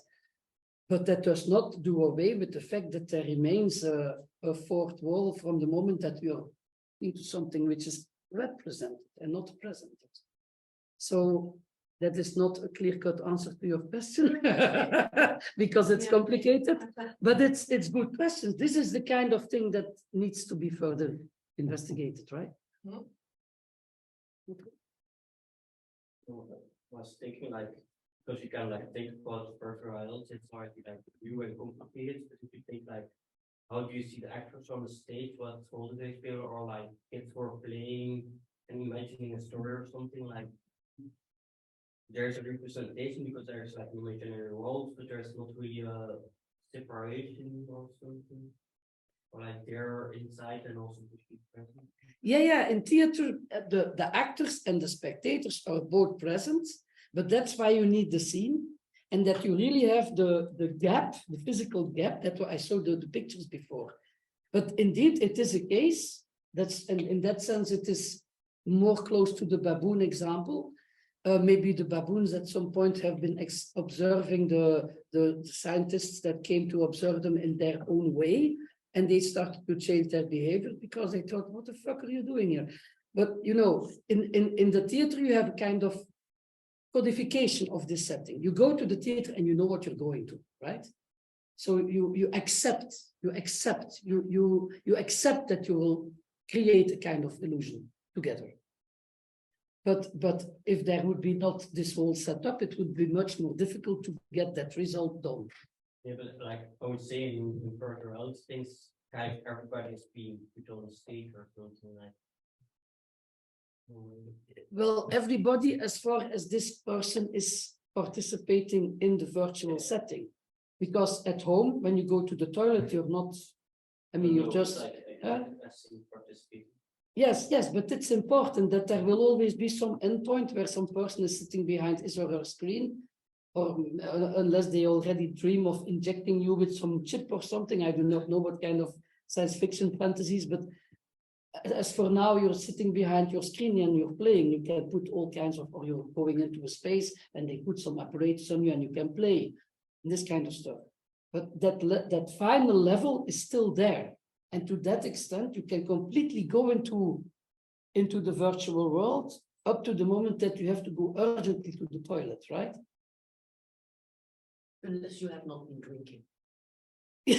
No, then you will, yeah. Or if you use one of those things that's take away things from your sitting. Yeah, but they can give you a space suit and blah, blah, blah. But at some point, your body will remind your mind that it needs attention too, and that you cannot stay in the virtual world forever.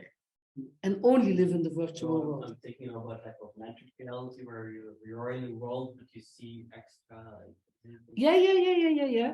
There are interesting experiments, and Ash gave some examples that people move through the real world, but have somehow nevertheless some technological extensions and simultaneously add aspects to the real world while they're interacting with it. But the point is, if you're not connected to the technology, you cannot participate in that part of the added layer to the world. So it's clear that although it's real in a certain sense, it's an added layer of ontology. And my question is only, or my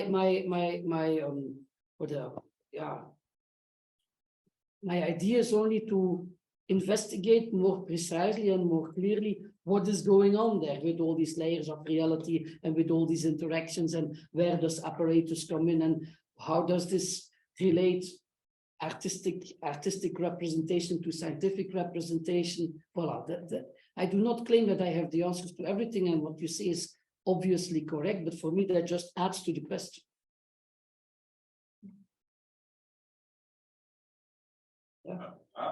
You go first. Well, the discussion reminded me of a discussion I had a very long time ago, just after my PhD with Maturana. In my PhD, I had, using the term representation, the title of the PhD was Representation and Change. So Maturana was criticizing me for that, and said that what's going on in our mind, cognition, is not a representation. And I thought he was a little bit kind of obnoxious at that moment, but afterwards I got more sympathy for his point of view. And it is that in the West, our traditional view, which dates from Plato, Aristotle, Descartes, etc., is this separation between mind and body, and there is the outside world, and then there's the inside representation of that world in the mind.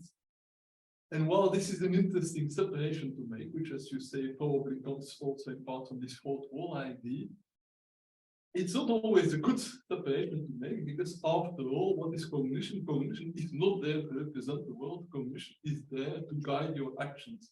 So that's a view that's more is the one of Maturana and Verelst. The enactive view of cognition means cognition is a way to guide our interactions with the world. You're constantly interacting.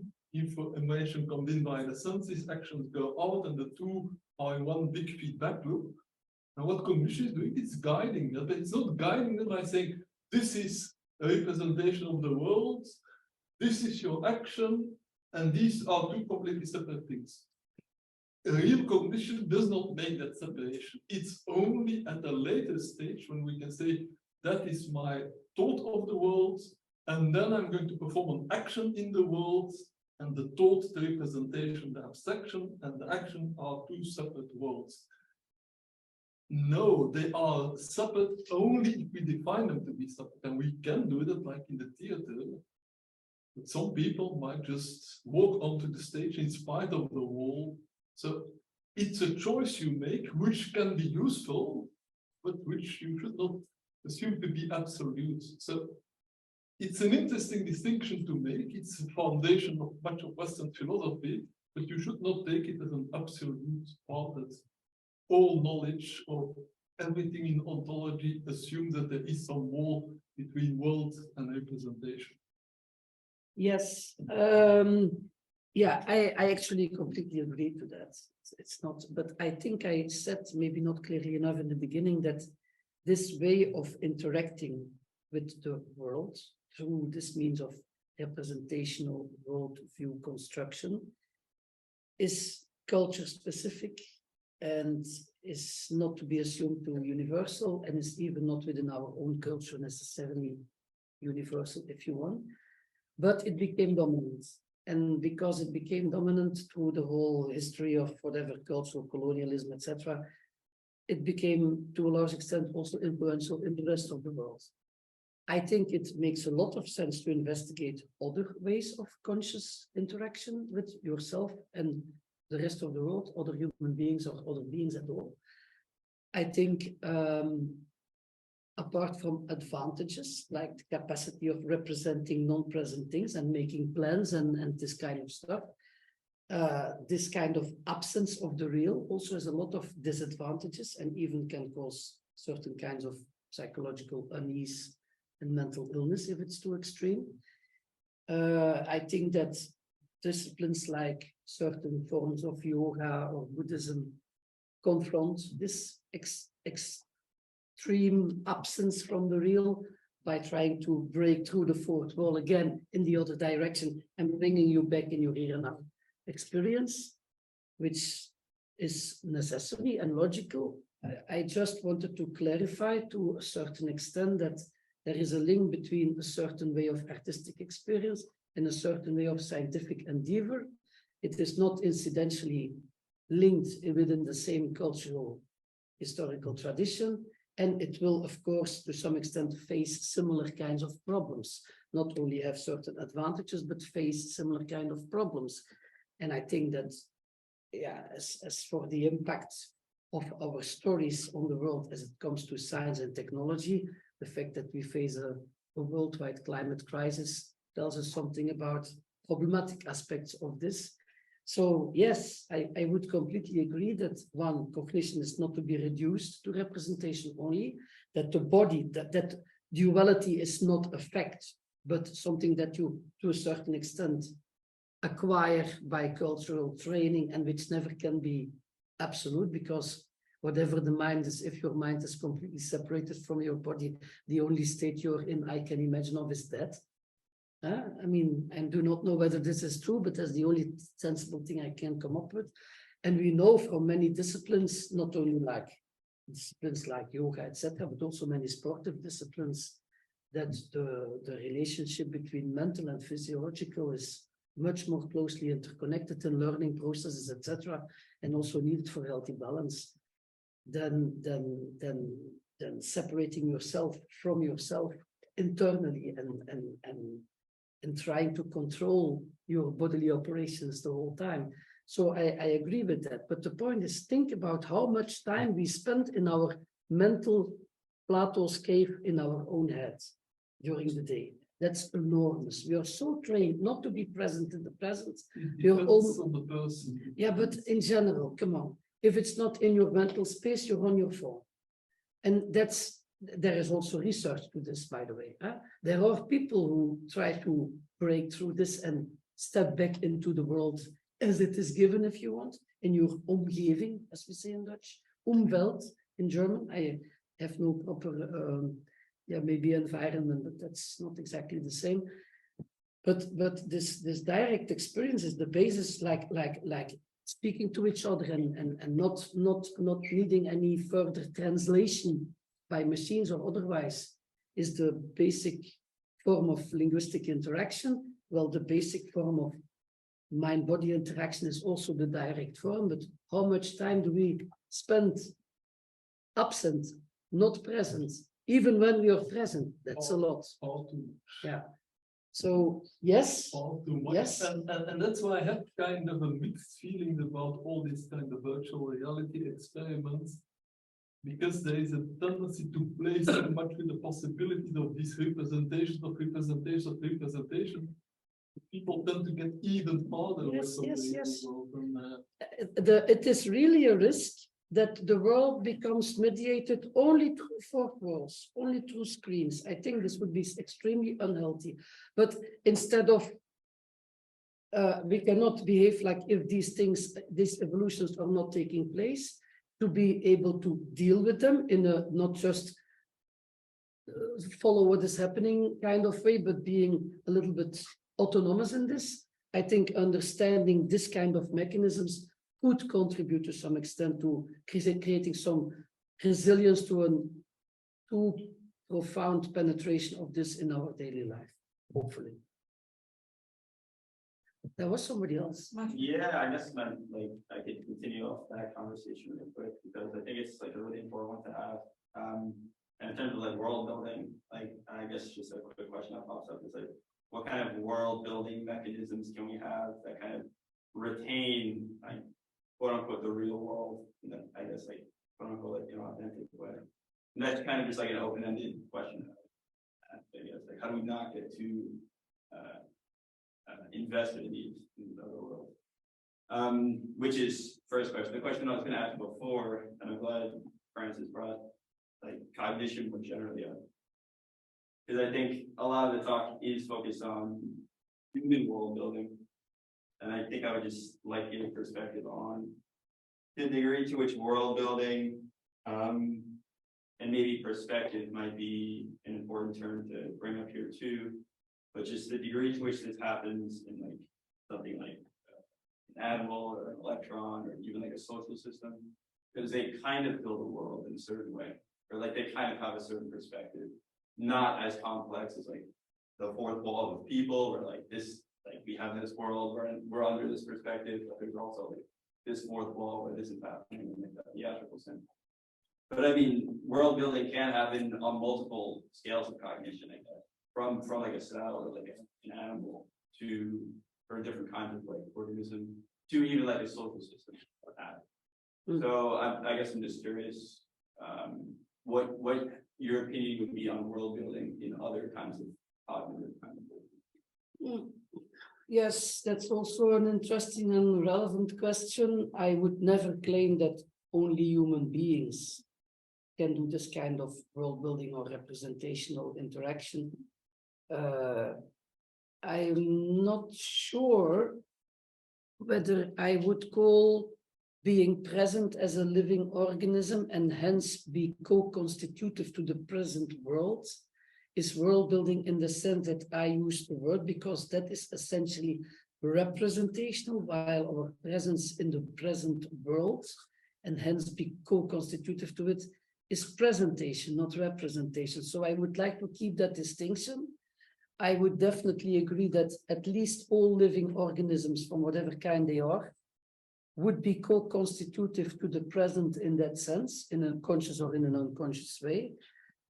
I think some higher forms of intelligence in at least the animal world probably also live up to some extent with imaginations and maybe world building in the representational sense, but I'm not sure of that, because maybe in play, it relates a little bit to the question of play and the role of play. The only way you could transmit that would be through play, because if you just live it in the present, it's the present. It's not represent, right? So conscious activity and conscious even imagination and conscious or unconscious co-creation of the world, if you want, but not creation in the sense of we make it. I would definitely agree. But I think that if we want to make sense of the concept of world building so that it can be used critically and not just descriptively, the notion of difference between presentation and representation has to be upheld, although it can probably take different forms if you look at different life forms, for instance. So that's a completely open question indeed, as you said. But I'm open to the possibility in any case. Let's think about like bees who make like these dances to say where they think very representation. They make a kind of map, yes. Yes, you will probably find this kind of, I agree, indeed. And it's interesting because that's representation with the apparition, the body. Yeah. It's a form of semiotics. One is something a sign, one is something a symbol, one is something an icon, one is something an index. Yeah. One of the problems I have with semiotics is that they tend to think that there is something like a well-defined category of signs. Well, anything can be a sign of anything. The fact that something makes you think of something else does not mean that it is a representation of something else. Like, is smoke a representation of fire? No, but it is a sign of fire. Like, there's a tendency to say, well, if bees behave in a certain way, it is because it's a representation of where the flowers are. But it's the same as saying the smoke is a representation of the fact that there is a fire. Yeah, the but fact that there is some association or correlation or causal relationship does not mean that it is really a representation, that it's really a separation. Maybe not only because of representation when there is actually no flower, but they pretend as if there is a flower and they rehearse. Then it becomes but that's the whole point. There are two things, and that's a good point, by the way, Evo. Thank you. When the machine that is used to make the construction, the representation, if it is a representation, is the body itself. There you come, of course, on the boundary where the fourth wall is and is not at the same time. And that's why dancing is like singing, actually not a representational, but an almost presentational art form, I would say. Not so much, at least, as theater and cinema. Are signs arbitrary? No, they are not. If you put on a certain mask and you're going on a scene, you are playing Oedipus. And at least everybody in a certain space-time period of history knew that. But this is acquired.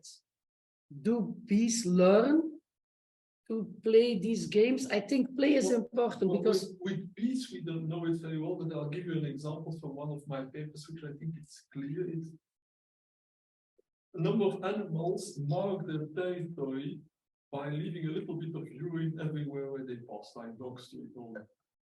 So we know that it's kind of a sign, like a saying, I mark my territory, so the urine represents in a way that this is the territory of some other animal.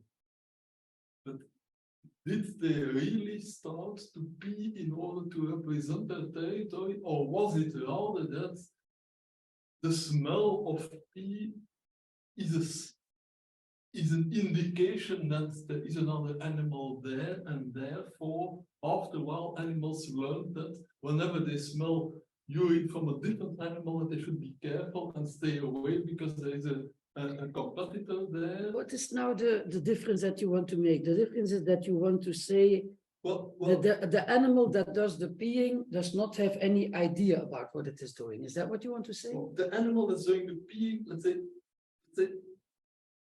a dog could just pee the moment it reaches the first pee. That's not what a dog does. The dog pees against every single thing that it passes. So he's marking a territory. He's doing something which physiologically doesn't make sense. It doesn't make sense that he would pee a little bit everywhere. It would make sense that he would just pee immediately on the spot. So we can interpret it as he's marking this territory. Marking means leaving a sign that symbolizes this is my territory. So you can see that in some sense as a kind of a representation of the territory, the P marks the boundaries of the territory. But is that a representation? I'm not sure.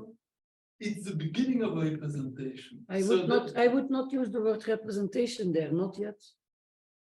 It's a mark. Well, it's a mark, but not. It's precisely what I'm trying to say is that there is a kind of a continuum between symbols, representations, the way we use them in humans, and indicators that you learn mean something, and there is a whole range in between, and the bee dances. There is definitely lots of sounds we make and visual impressions we make.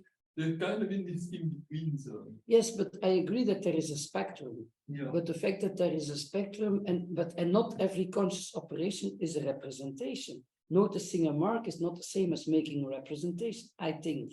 Although I'm treading on uncertain ground here. But clearly. Let's take another example.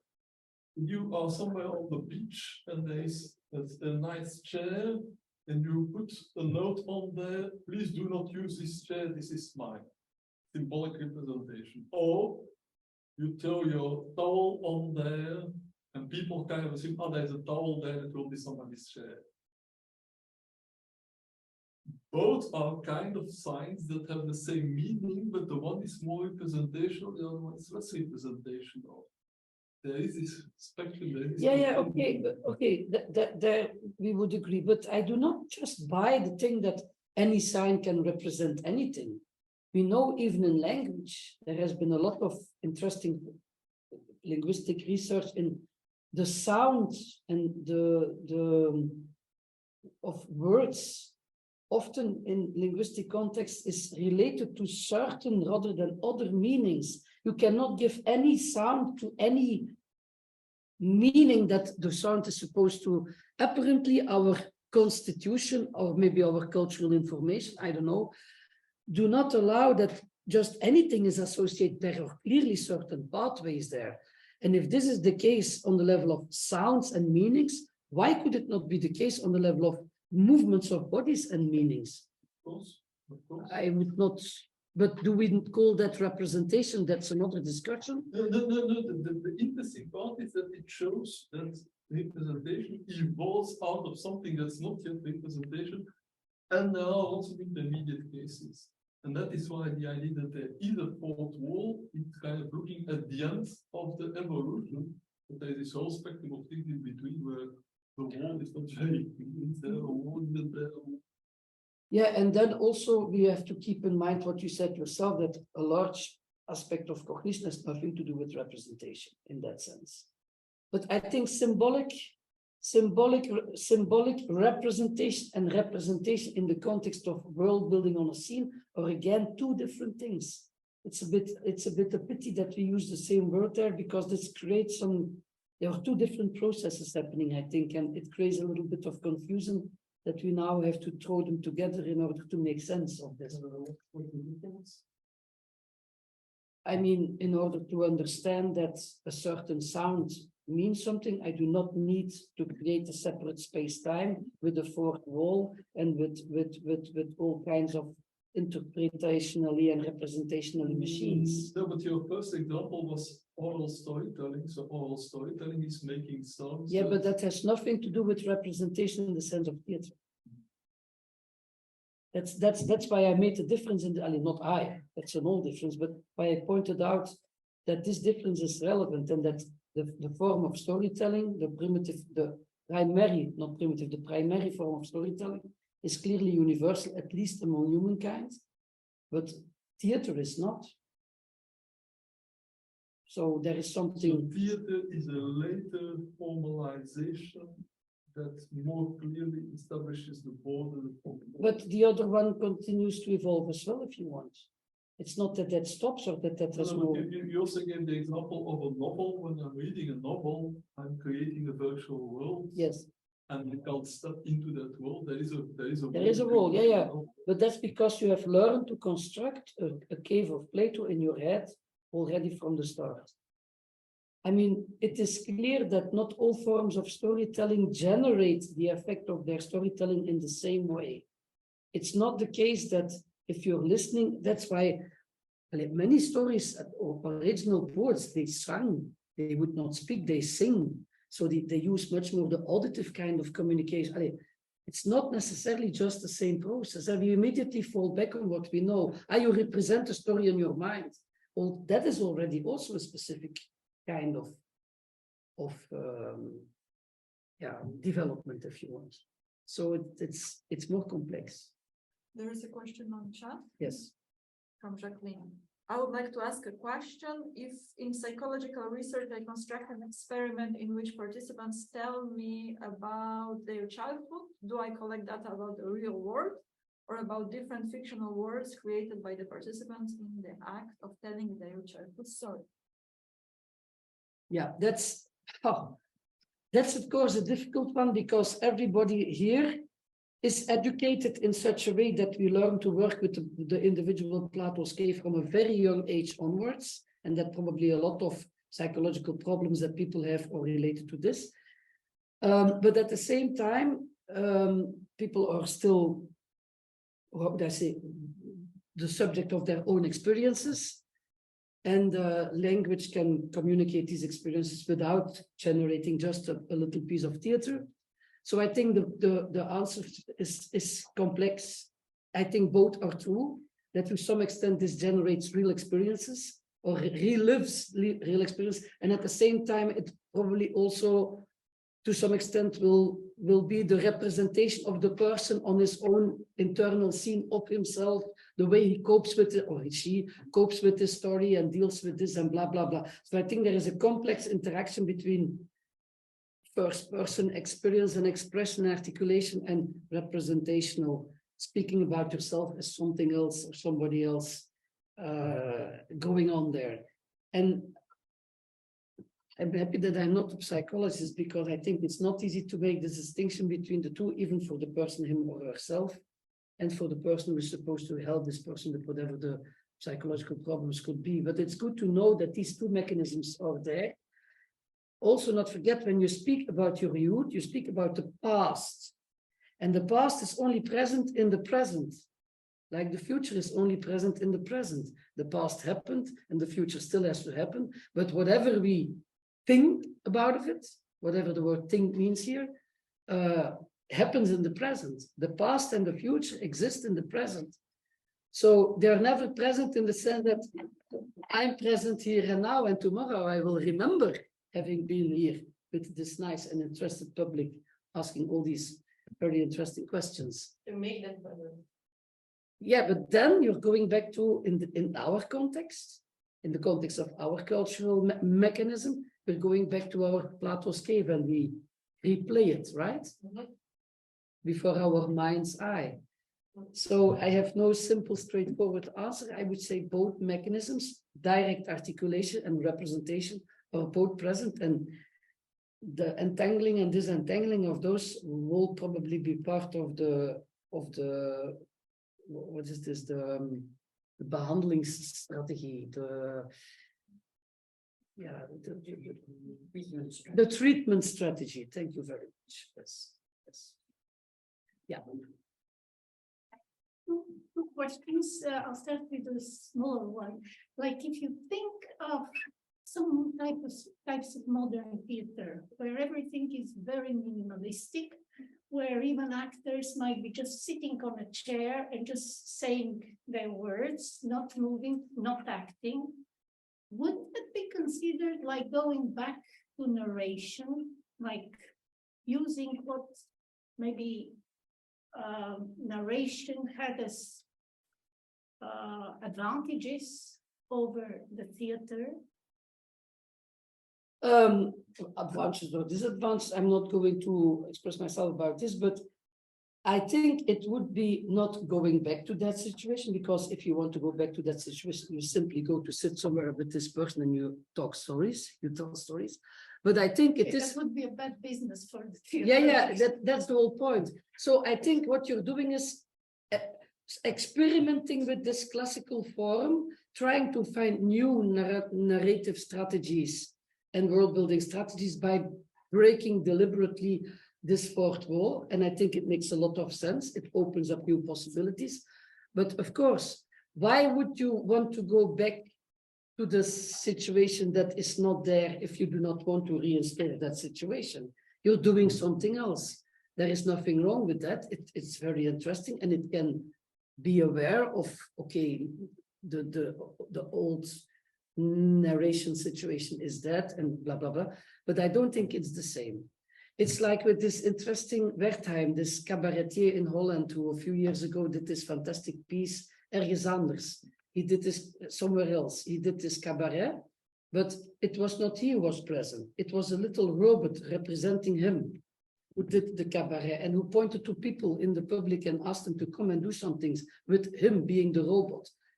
And some people found it fantastic, but other people were very angry and they went away because he was not present, while he was standing upside in some balcony watching everything that happened downstairs. So this is an extremely simple and at the same time effective. People feel when something is not right in this context, right? And if the situation of presence is not clear, they don't like it. They feel either threatened or cheated or uncomfortable or something like that. These mechanisms are deeply seated in us. Being present, as Francis rightly said, is a basic datum for being able to move consciously or unconsciously through the world, right? So if in a non encoded context, people start to cheat with this, or if they cheat with the rules of a coded context, this always creates reaction, always. And I think that's telling. So I would say, please go on with the experiments, but don't think that you're just re-establishing something that it is not. And then the second one is a question of the permanence of the worlds that you built.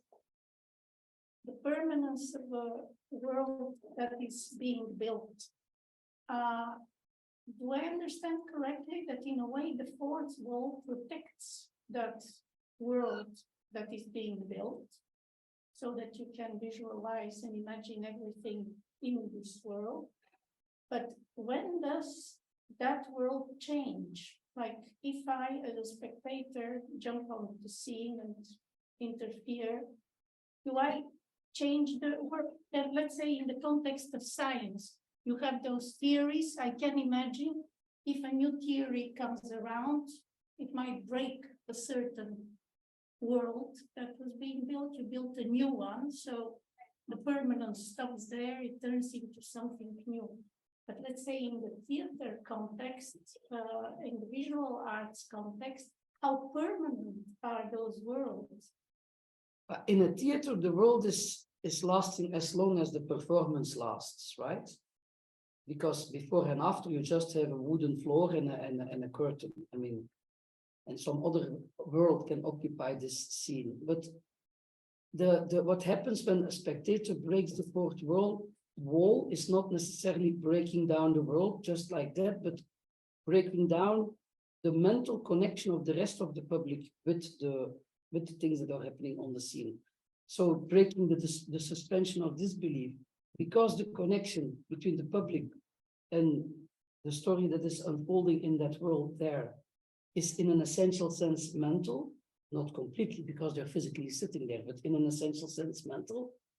If you then jump in there, you literally disturb the performance.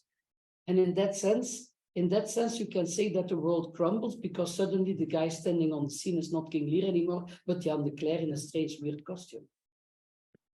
But you have sometimes performances where actually somebody from the public steps in. You think it's somebody from the public. Yeah.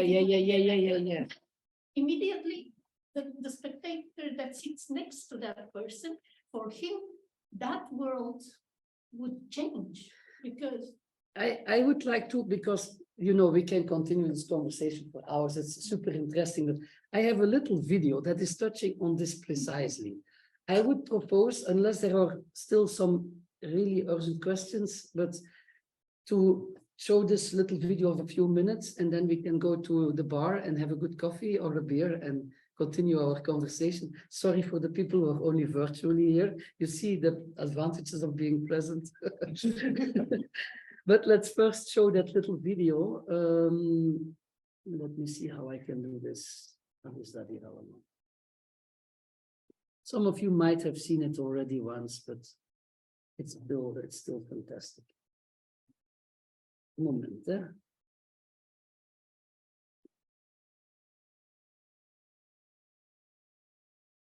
Yeah, voila. I have a, how do I do this? I have a YouTube link. How can I do this? You open this window in the browser and share this window. Okay. But you need to put the audio as well. Ah ja, oké. Wacht, ik moet dat hier eerst terug groot maken. Share the screen. Pick the share audio. Where is the share? Okay, I will. And the video is, where is the video?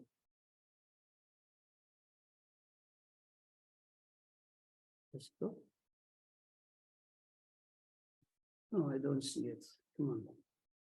Share.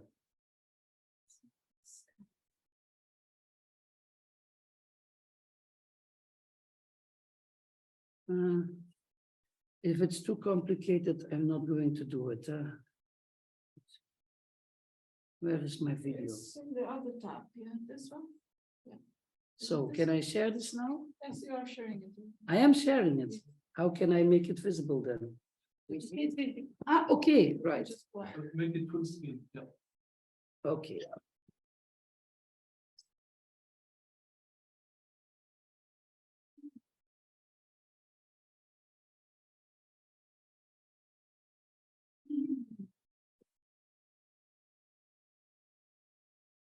Hi, my name is Andy. Robin, nice to meet you. All right, so the first TV I'm going to show you guys is over here. It's one of our newer models. You're seeing a trailer. It's playing in regular 1080p right now. I'm going to switch it to 4K, which is the new technology. But what's the biggest difference that you see? It like enhanced more. Very vivid. It almost looks realistic, right? Yeah. Yeah, I have to grab it from the remote. So we'll be right back and we'll do that one, okay? Sure. Oh my God.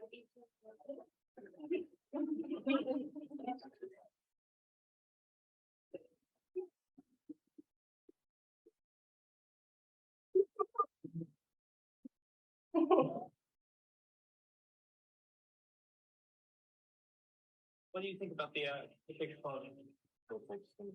She looks like she's gonna jump out. What definition? Like she's right there. Like she's right there.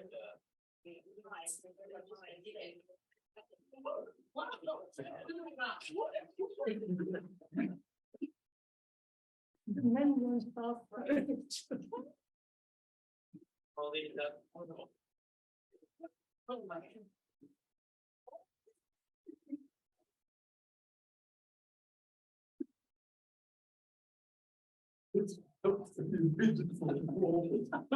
Then you die.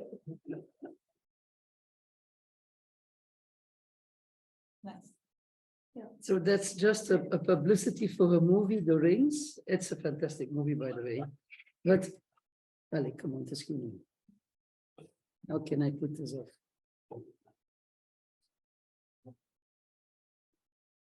And now I stop the sharing, right? I've learned by Okay. life, do not break. So, but this is a simple case of breaking the fourth wall, and you see immediately how, yeah, voila. That's what I wanted to. It's just publicity for a movie, right? It's brilliant, I think. And voila, with that. Yeah, thank you. Thank you. I close in the theater and we go to the. Bye.